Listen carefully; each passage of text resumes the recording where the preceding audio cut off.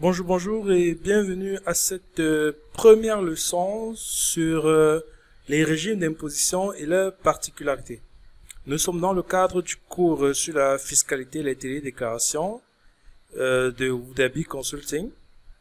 Et dans cette leçon, je vais brièvement vous présenter les régimes d'imposition et leurs particularités. Et par la suite, je vais vous apprendre déjà à vous connecter à l'interface de télédéclaration des impôts au Cameroun. Alors, je précise bien que nous sommes en mars 2021. Vous savez que la fiscalité, elle évolue beaucoup. Donc, je préfère vous situer déjà dans le temps pour que si vous regardez cette vidéo dans un an, que vous sachiez que les choses ont pu évoluer.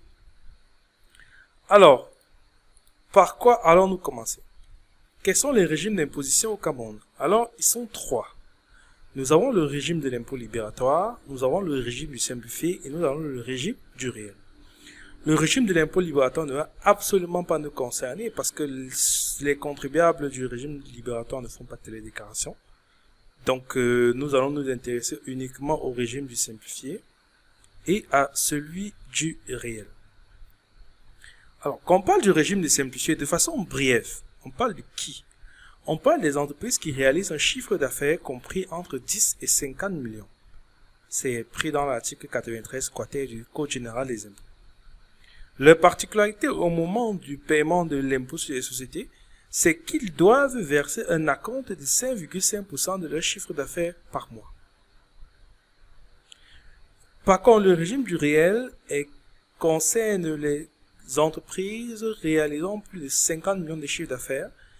Et en termes d'acompte sur impôt sur les sociétés, ces entreprises versent 2,2% de leur chiffre d'affaires. Vraiment, je vous passe ça de façon très brève, très brève. Parce que dans la formation, il est prévu que nous allons étudier impôt par impôt. Et pour chaque impôt ou taxe que nous allons étudier, je vais vous montrer d'abord comment cet impôt se calcule manuellement. Ensuite, comment est-ce qu'on effectue la télédéclaration et les paiements pour cet impôt. Raison pour laquelle je ne peux pas m'appesantir longtemps sur les différents régimes d'imposition, mais il fallait déjà que je vous le dise de façon substantielle. Alors, nous allons donc nous connecter à l'interface. Pour nous connecter à l'interface, je viens ici au niveau de mon navigateur, là. Je vous agrandis la page. Voici la page de connexion à l'interface de la Direction générale des impôts.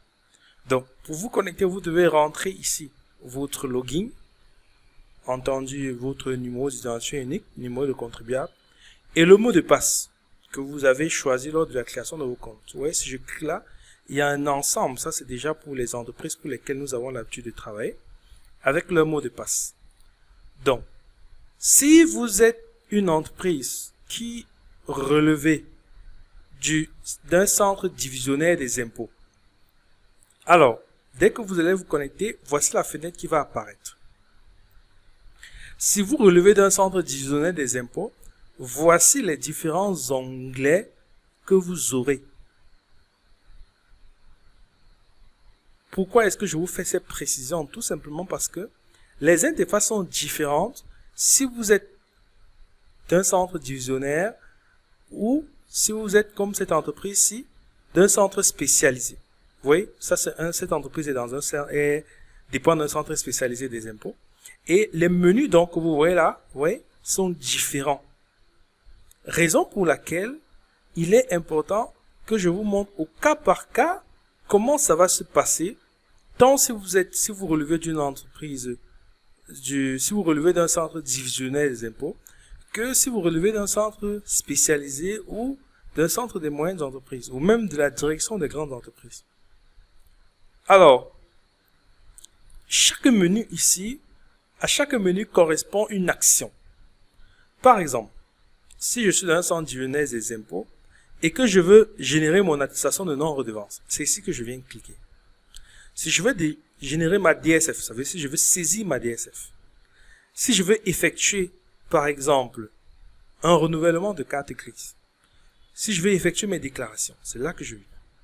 Par contre, si je relève d'un centre spécialisé, c'est ici que je viens pour effectuer mes déclarations, pour générer mon attestation de non-redevance, ma DSF, pour le paiement de ma taxe foncière, pour la déclaration des soldes en fin d'année. Donc, vous voyez, il y a beaucoup d'éléments qui diffèrent.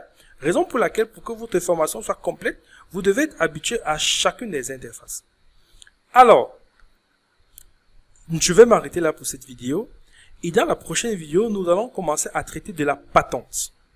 Donc, nous allons étudier le calcul de la patente, les règles de calcul de la patente, et comment ça se fait lors d'une télédéclaration. Alors, je vous invite à suivre la prochaine vidéo.